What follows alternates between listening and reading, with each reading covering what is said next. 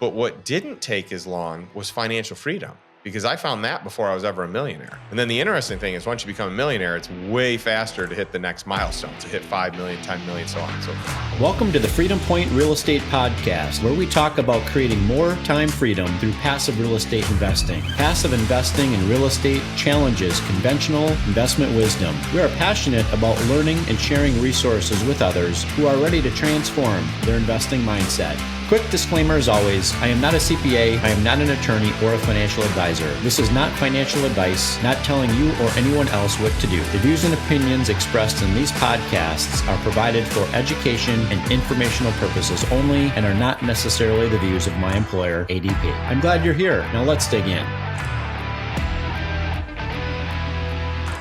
All right, welcome back, Freedom Point podcast listeners. Thank you again for jumping into another episode of the Freedom Point. We're so glad you're with us here today.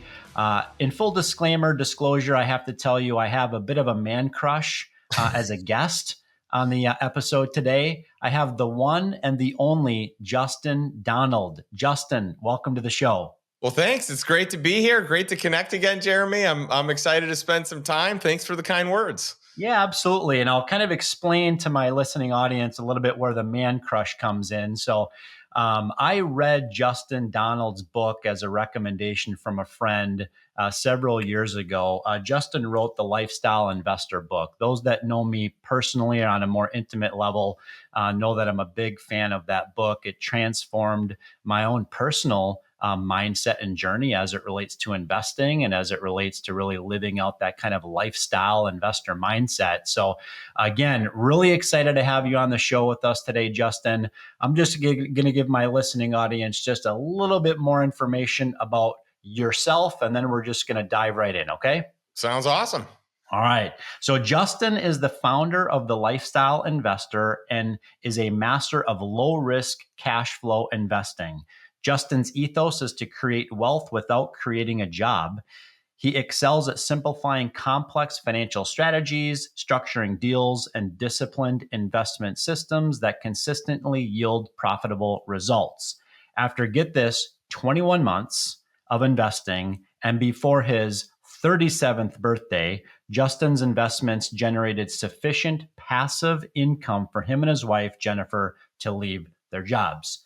Justin, that's remarkable. Not everybody listening to this podcast is in their 30s. Many of us are in our 40s or 50s or 60s. So maybe you can kind of walk us through a little bit more about your journey, why you got started in the first place, some of the successes you've had, maybe just kind of bring us up to current.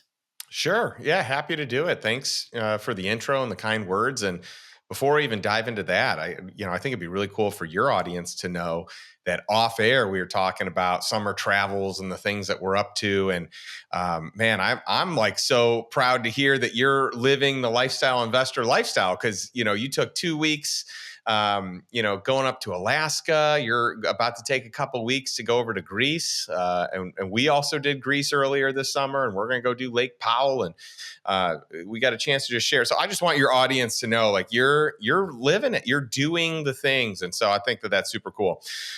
So my journey, I guess what was the catalyst? The catalyst was I was working really hard. But I was working hard for someone else. I had a business that I told people I owned, and in reality, it owned me. And I just was tired of trading time for money. That was it. I mean, I just knew once I had our daughter, like, I need to be at everything. I need to have the ability to be at everything. And I just don't want a crazy life. Like, I know a lot of my, the way that my dad worked, the way that a lot of my friends work. Like, I'm all about working hard, but I'm also more about creating boundaries around that work ethic to contain it, to make sure that I'm prioritizing things above and beyond work, namely, faith and family. And so that was it. When I found a path, and there's a lot of different paths to do it, right? There's a lot of ways you could do it via business.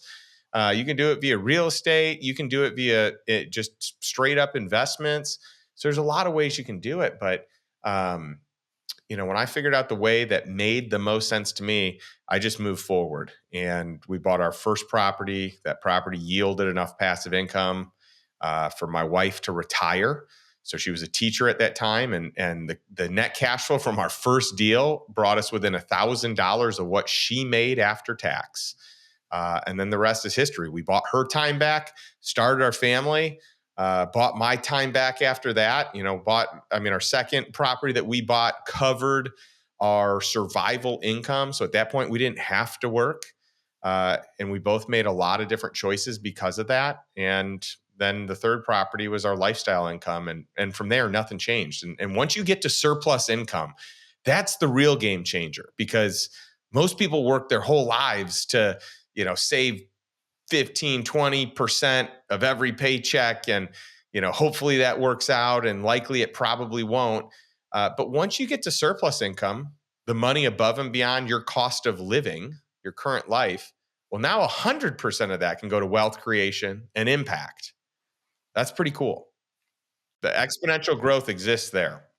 Yeah, absolutely, Justin. And it's interesting some of the concepts that you kind of talked about in terms of, your mindset shift. I think there's a lot of people that listen to this podcast that can really resonate with the fact that, whether it's their corporate W-2 or it's the business that they're running, it's really owning them, right? Versus them owning it, right? So I think that's a paramount to what you said, on this kind of concept of trading time for money. And really the goal is really to establish kind of what some of those boundaries are, because at the end of the day, like really what's important to people isn't the paycheck necessarily. Okay. It's not the earned income or even the passive income necessarily. It's they're using those things as a vehicle so that they can properly establish those boundaries around the things that they want. Things like you mentioned, your faith, your family, your freedom, right? Those types of things. So very profound. I appreciate that. Yeah, it's interesting. We live in this culture where it just highly, I feel like this is very distorted, but it highly rewards and praises net worth. And net worth to me is such a fickle number. It's such a subjective number. People that own businesses always think their business is worth more than it really is. When they go to sell it, they realize it because they realize how integral they are to their business. And that is a lot of the value. And then I think people just, always kind of fluff up what they're worth. But there's very little utility in net worth. Like most people, their money's tied up in the stock market, or it's tied up in their business, or it's tied, it's tied up long term in whatever deal. So to me, more important than any net worth number is that passive income number. And, I remember when I was working hard to become a millionaire, that was a big, like hairy, audacious goal. Like that, it seems so far out of touch. I knew I'd hit it at some point, but I just like it took a long time. But what didn't take as long was financial freedom, because I found that before I was ever a millionaire. And then the interesting thing is once you become a millionaire, it's way faster to hit the next milestone, to hit 5 million, 10 million, so on and so forth. Yeah, that's right. Yeah. And I appreciate you highlighting the fact that the nest egg number really shouldn't be the ultimate goal, because that goalpost continues to get moved, It year does. over year over year as inflation continues to deteriorate, whatever that nest egg number happens to be, and that the focus should obviously be on cash flow. I want to go back to, after 21 months, okay, of investing, you and Jennifer were able to leave your jobs. Okay. What were really kind of some of the key mindset factors or some of those key early decisions that you guys made that allowed you to achieve financial independence so quickly? Well, first and foremost, we were pretty aggressive with our savings and the money that we were going to invest here. So we were living way beneath our means as each of our incomes grew, and once my wife retired, her income really, I mean, it didn't grow much, right? Maybe if she did like a summer activity, if she did, if she coached cross country or something, or did FBLA, then maybe there's like little bumps. But other than that, hers didn't really grow. My income continued to grow, and it grew by decent chunks. And we just kept for over a decade, our cost of living stayed the same. like our lifestyle. And so every time I made more, I just tucked it away. And so there were years where I was saving between 25 and 50% of what we were making. So that helped most certainly.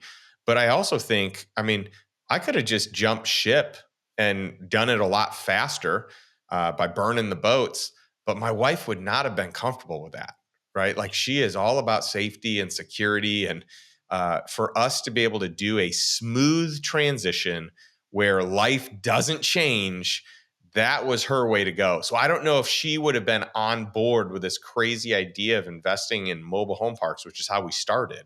And we invest in everything now, but that's how we started.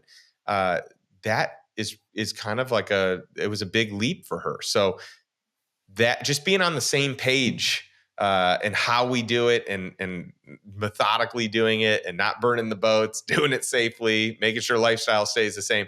That was a big key for us. Sure. Yeah, and I appreciate you explaining that. It's interesting you brought up the cost of living. Gosh, I wish that my cost of living stayed the same over a decade long period. I think I have a couple more kids than you do, and boy, the hockey fees, they just keep racking up each year, and the Hockey and gymnastics fee. equestrian, man, those are the two big ones. Yeah, the sports community definitely keeps me functioning a little bit like an ATM machine. But I do want to jump into a little bit more on kind of the franchising side of this a little bit in a little bit from now. But before we do that, I wanted to talk a little bit more about your mobile home park investing strategy. I know that's kind of how you originally got started on your kind of path to becoming a lifestyle investor and replacing the dependence on the W-2, et cetera. Maybe what attracted you specifically to that asset class, and how does that asset class now fit into your overall strategy today? Yeah, there were a few things at play here. I think that there are a lot of paths that I could have taken, but one thing is that I had really a great friend who pursued this path, and I got the chance to like watch closely. Like I was a hard money lender on it first, and then I saw how well it did, so I was like, okay, maybe I should get into it. So the first one was I had someone close to me. The second one is that I had friends that were doing the other real estate sectors that weren't having the same level of success. So it wasn't that they were unsuccessful, but their cash flow, their free cash flow, just or what they were profiting after debt service just was not great. And so I had a buddy that sold his entire single family home portfolio because it wasn't producing what he wanted and was taking more time and than he anticipated. And same with self storage. And so I just made the decision, well, why don't I pursue the thing that I know people are doing and I know the margins in it. And I even know that if I'm not good based on the prices I'm seeing, there's still margin for us. Like I can make a lot of mistakes and we could still make money. So that's ultimately what happened. And then I became friends with the largest private owners of mobile home parks, Frank Rolfe. And so, he became a mentor, a friend, a confidant, and it was very helpful to have him in my corner and a phone call away at any moment. That was huge for me. And I went through his boot camp program and just I learned a ton there. So that ultimately is why I picked mobile home parks. But at a certain point, there was so much cash flow from these. You might say, like, well, why don't you just double down, triple down, quadruple? Well, I did double down and triple down, but at a certain point, I had to figure out what to do with this excess cash. And so I did have to invest in a way that it wasn't just cash flowing deals. And so we pivoted and we continued acquiring mobile home parks. I mean, we bought parks, this year, last year, year before. I mean, we're not stopping because the deals are still there. The deals are still good, but we got into multifamily during that hot streak. We got into self-storage during that hot streak. We're still big fans of industrial. It's probably our second largest holding. But mobile home parks are still great right now. They're the least consolidated or institutionalized asset class in real estate. It's one of the fastest performing. Industrial is the largest of the real estate sectors that they measure for performance. So between mobile home parks and industrial, those are your two biggest and best performing over the last 6 years. And you just have a huge population of baby boomers that are retiring that own these parks, just like other businesses. I mean, it's going to be peak season for buying businesses as well. Yeah, absolutely. And these home parks, they trade at a multiple, of net operating income. So if you've got a mobile home park community that's owned by a mom and pop operator, right? Maybe they have not put capital improvements into the property. Maybe occupation or occupancy is down. There's probably a myriad of different factors as to why, that type of an investing strategy, would make sense. That's right. So let's pivot. Maybe I know you're a big fan of diversification. I know that you're involved in a number of different, businesses now that produce cash flow. But I want to speak specifically to those individuals that listen to our podcast that are either franchise owners, they're franchisors, maybe they're franchise consultants, maybe they're, individuals that are looking to get into franchising in the first place. I know that you've got a couple of different investments in two different brands, one being Orange Theory Fitness and the other one being KidStrong, right? So what do you specifically look for when selecting franchises to invest in, and have those investments that you've made, really performed well compared to what your expectations were? It's interesting. There's so much un there's so much that you can't predict, whether it's the economy or the franchise or the strength of the franchise. And there's this finicky, phasey, what's hot right now type of a thing that can help or it can hurt. So I feel like fitness in general is a bit tricky. And I think most fitness concepts are probably not strong concepts. I think Orange Theory Fitness benefited from a nice boom. Pre-COVID, we boomed. Post-COVID, we've really struggled. And it has not been the best investment. Luckily that deal was totally de-risked from the onset, and the way that things were structured were favorable. But that one, I probably would not invest in the fitness space again. I think there's just too much risk. But I still know a lot of people that are doing great. I mean, the COO of Lifestyle Investor, my dear friend Ryan Casey, who runs the Lifestyle Investor Mastermind and company, he has two of the top performing Orange Theory Fitness studios in the country, and is doing very well and has done very well, and has some great markets. And I do think the markets really matter.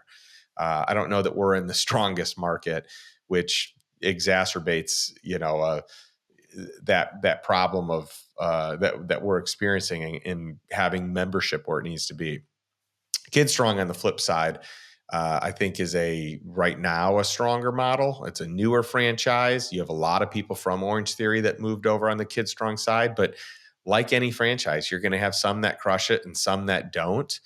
I think in Orange Theory, you have more struggling locations than ever before. With KidStrong, I think the same is true. And I think that corporate had to work out a few kinks being a brand new franchise, or, they haven't been around that long. And I think they're going through some growing pains, and I think they're making some good moves, but for some people, unfortunately, it'll be too little, too late, but we've been happy with that brand. There were some growing pains early on with them, but overall, there's a path to profitability, and the future looks like it could be bright. Yeah, I heard you say a few different things here. Obviously the market location's important. The timing is obviously important. I would, argue the operator is of most importance, right? The franchise owner, for example, the jockey riding the horse example. But outside of that, what are some tangible ways that the average investor can de-risk a deal, right? Whether that be, considering investing into a franchise business, or whether that's considering investing into, self-storage deal or a multifamily value add opportunity. Well, on the franchise side of things, you're benefiting from having a playbook that's worked for a lot of other people. Um, your downside is that you're paying such a large percentage of revenue to corporate, and so the trade off may or may not be there. And I think one of the ways that you can de-risk one of those deals is the personal guarantee, and even just the cost to set everything up in the first place. I think we learned that there was probably a more inexpensive way to set it up, which in both franchises, than what we did. And so we overspent, I guess, compared to the norm, and that has hurt us. But you know, even with like contracts, like one of the things you can do if you're, um, if you're not the operator, if you're like me, you're the investor, is you can create, you know, what I would call a accelerated distribution schedule, where your investment dollars are paid back first, or paid back on a greater split than maybe what the typical equity split is. And that de-risks the deal. I think negotiating with the banks on personal guarantee de-risks the deal. For me, on all the stuff, I was able to negotiate just a 20% personal guarantee on everything. So I'm not 100% personal guarantee on anything that I did in the franchise space, or anything I've done with small businesses. That I think has been a really key move, because for things that aren't trending great, my risk is either gone at this point or very low. If you go outside the franchise space, how do you de-risk a deal on real estate? Well, you just buy right. You buy at the right price. You buy with strong infrastructure. You buy in a good city.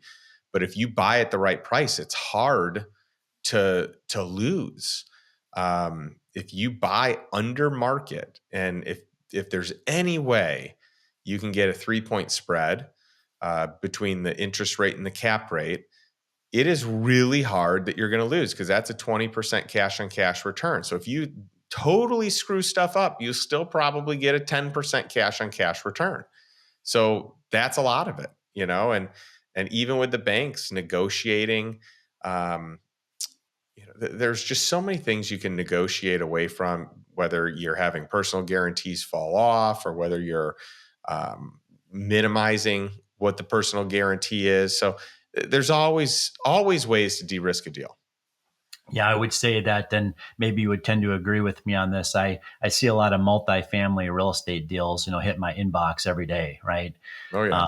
and it's an interesting time to be a buyer. And I tell people all the time, I'd much rather invest into, a multifamily commercial real estate deal today than I did 3 years ago, right? Valuations have come down significantly in some areas, and there's certainly some distress out there in the market, as it relates to sellers. So. Yeah, tons of distress, and I think we're going to see a lot more of it. I mean, there's a lot of groups with big names that have recently come crumbling down, or there are whispers that that is the case. We came in as rescue money for a really big, well-known company here in Austin. I mean, we're talking about like primo, like grade A real estate with collateral that is grade A collateral, like land, um, that is killer location. It is impossible for us to lose, and this company is going to go out of business. I mean, they're just not going to make it. There's a lot of those. More of those are going to come online. I mean, the problem with multifamily is there were so many people that got in over their heads, thought they were better than they were, or thought that they knew things that they didn't. But what they knew was only a frothy season where you could get away, you could be sloppy, you could get away with a lot. And now you can't. And it's creating a lot of pressure. And so there's a ton more deals that are going to fail. And even though we're seeing better pricing right now than what we have seen the last couple of years, there are going to be better prices to come. And it's still hard with the interest rates for many of these deals to pencil, as is today. Yeah. Yeah, I've been seeing that too, all too well. And I think back in 2021, 22, everybody thought interest rates were going to sit, at rock bottom, and then they didn't, right? A lot of people were, hungry, chasing after the next acquisition fee, or they were chasing after, the AUM, right? And then the cards started to crumble and fall, and we now are left with, which operators, truly did de-risk the deal, and which ones truly did, underwrite conservatively. Yeah, I mean it's interesting because there are a bunch of deals we didn't do. We didn't feel comfortable doing them. They felt they were too risky. But many of them went full circle, and they did well.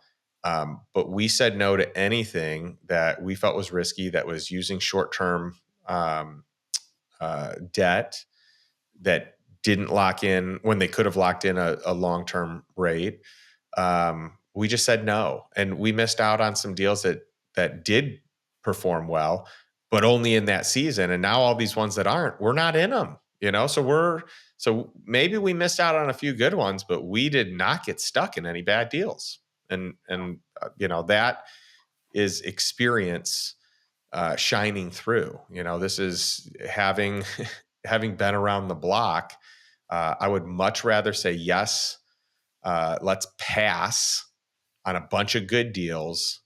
I would pass on hundreds of good deals to miss having one bad deal in the portfolio. Now, every investor is going to have a bad deal at some point, and some of the best learnings will come from that. But I'm just excited that I make a lot of mistakes, but I rarely make the same mistake twice. So that's been good for us.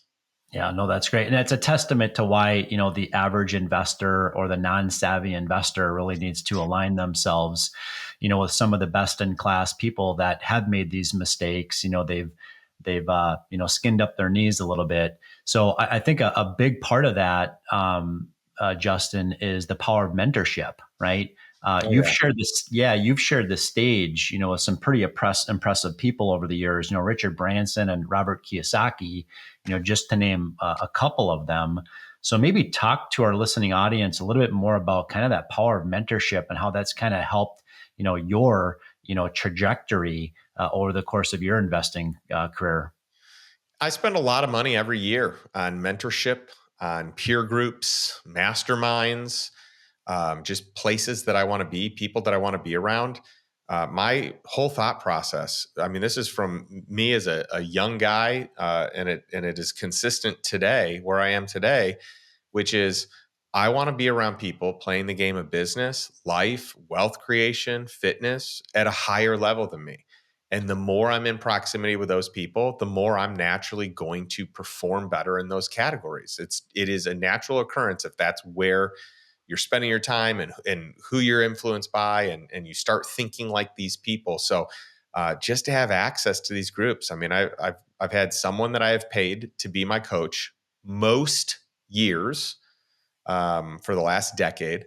Maybe I took a year or two off, but I would say at least 8 out of 10 of the last decade, I've had a coach for the year. And then I'm in tons of masterminds. I pay to be in groups to have proximity and to have great education. I've got two masterminds of my own, but I'm also a member of 14 other masterminds. So I have 16 groups that I'm, regularly in. And it doesn't mean that I go to everything. My wife would kill me if I went to everything. I have to be super selective about what I go to. And there are some groups that I attend virtually everything. And there are other groups that I pick and choose one or two things a year that may make sense for me. But I just recognize I can get a return on my investment in myself. And that to me is the most important place to invest, is in myself, in my education, in my peer group, in my mentorship.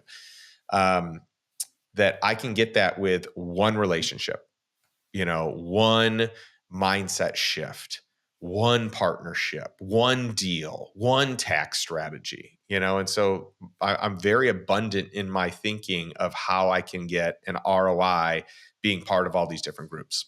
Yeah, and I think the abundance mindset is crucial to what you just said. And a lot of times people don't, take the time or take the maybe the risk, if you would even call it that, to invest in themselves first, right? That's right. Um, and quite frankly, the mentors don't always need to come as paid, right? In That's right. fact, I have mentors that regularly sit inside of my ears every day listening to podcasts. They just That's don't right. know. They just don't know they're mentoring me, right? You're right. You're darn right.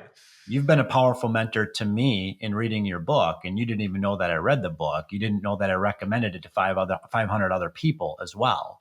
No, thank you. So yeah, I Yeah. appreciate that. And I do, speaking of the book, I would like to at least have an opportunity to highlight it because I think it's incredibly important for people to understand, that Justin wrote the book, The Lifestyle Investor.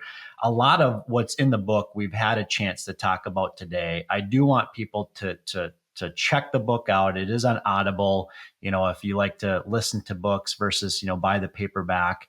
But there's really 10 commandments of lifestyle investing inside of Justin's book, some of which we covered today. Many of you can read, the remaining commandments, on your own. But really, what I wanted to highlight, Justin, is really, where the proceeds go. Okay. For those that choose to pick up a copy of Justin's Lifestyle Investor book, and he just released a second version of the book. It's now, instead of white, it's now a black book. So we'll call it Justin's Black Book, right? But let's talk a little bit more about, kind of your passion and your mission around, human trafficking and the fact that the proceeds of those that purchase the book go towards that effort. Well, talking about mentors, David Green, founder of Hobby Lobby, one of the most influential people, one of the smartest businessmen out there, billionaire whose business does over $1 billion. I think they did over $6 billion in revenue last year.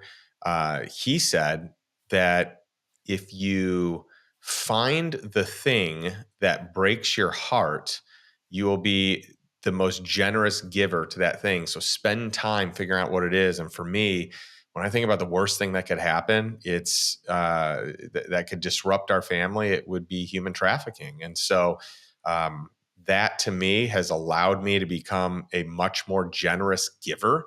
Now that I've learned and kind of been exposed to what's happening there. And so, when I wrote the book, I always pledged that all the money would be donated to various causes, but around human trafficking and the prevention of. But I never in a million years thought the book would blow up the way that it did, that it would become a number one Wall Street Journal bestseller or a USA Today bestseller, so on and so forth. And as of last year, it became a top 1% of all books ever sold. So it's a real blessing because we've been able to take hundreds of thousands of real dollars to capture and save real human life.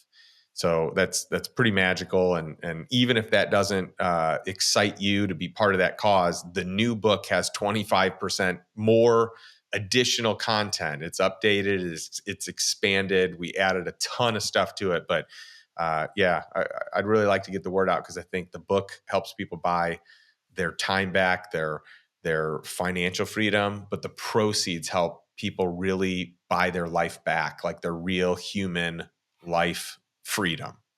Yeah, well, listening audience, for those that know me personally, my wealth building trajectory completely changed. My mindset completely changed when I read Justin's book. So, if anything, go get yourself a copy, read it cover to cover, and just know that you're helping to potentially save another human's life. So, please buy the book. All right. That said, I wanted to find out, Justin, what's next for Justin Donald? I mean, you wrote the book, you've got the new one that's now being released. Where's Justin going personally or professionally over the coming years? Well, it's a fun question. I actually have a good answer for you, Jeremy, because we've got a new passion project that's emerged. So we've now been doing the Lifestyle Investor Mastermind for 6 years? It's been a long time, and we've got an incredible community of 130 ultra high net worth individuals that are part of it and love it. And we have a lower tier mastermind called Tribe of Investors that is about half the price point. And so these two groups have just really done well, have gotten great PR. We've gotten rated as literally top 5 masterminds, like period across the board out of everything that's out there. So very humbling results. What we've had a lot of requests of is members wanting their kids to take part or to be able to learn, or would we ever start a group for young adults? And so September, we are launching Lifestyle Investor Foundations, which is our young adults program. We've got a live event that's going to kick it off where we've got NHL, great Chris Pronger, Hall of Famer, gold medalist, Olympian, who's going to be joining for part of that. And a bunch of my other buddies are going to join, who are all experts in their own craft. They're all very savvy, have done very well for themselves. And we're just going to put them all in one place and do some cool stuff. So that's going to be for 18 to 29-year-olds. And I'm thrilled about that. And then we're doing a member meetup right around there. But it's one of the only times that we ever invite non-members. So I think it's September 12th and 13th. And we're just looking forward to it. It's going to be a lot of fun. That's great. Well, I wish that I had a son or daughter that was in that demographic. I don't today, but I will shortly. So definitely want to get them involved there. And you're exactly right. I mean, when you learn some of these principles and you have a change in mindset, and it becomes more of an abundance mindset over time, you've aligned yourself with, the right education, the right mentors, the right playbook, and you start implementing and taking action. If you have children, eventually you want them to learn these things too. Because Yes. they're just not learning it in the public school system, right? Or they're just Right. not learning it, from grandpa and grandma, right? Right. So it's really important, I think, for us to really transfer that information, on to the next generation. So I really commend you for what you're doing there. Well, thank you. I appreciate it. And, we love it. It's a passion project. I never thought that this was going to be what it is. Like, this was always a passion project, and it just turned out to be a really successful business because other people had a desire to learn it. I didn't know so many people would geek out on the things that I geek out about. So I feel really blessed in that I can, what I love doing for fun, what I love teaching people, has actually become a real big business that is very profitable and allows us to be very generous with the programs and impact that we want to have. It's really a blessing. Well, Justin, I've really appreciated your time on the show today. What might be one or two different ways that our listening audience can, learn more about what you're up to? Well, probably the best way is go to lifestyleinvestor.com. Everything you want is there. We've got tons of free stuff, from, a blog to downloadable items to, we've got courses, we've got master classes, we've got a vetting deals course that we literally just launched. It's hot off the press. That was really cool. We've got a tax strategy master class.